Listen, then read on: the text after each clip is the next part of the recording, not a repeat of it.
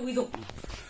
啊，这一壶啊，你看啊，漏水啊，漏的成这样啊，应该是上面空调这个积水啊，在这个位置啊。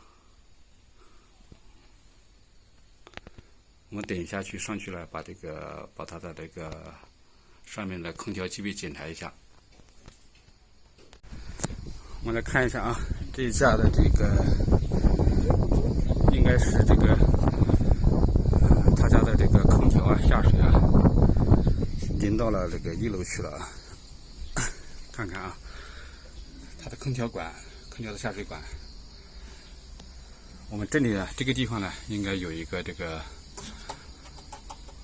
下水口，它没有把这个下水啊这个管道接进去，没有把这个下水管接进去，所以造成了这个水啊淋到了1楼，造成了1楼的这个房间的这个卧室的飘窗啊上面渗水了。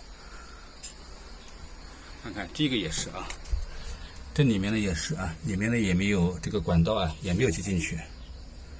好，我们现在把它接进去。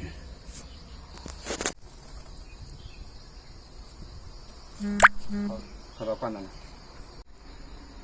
管子已经接好了啊，我们现在把它接到这个下水口里面去，这样它就不会这个水就不会淋到下面去了。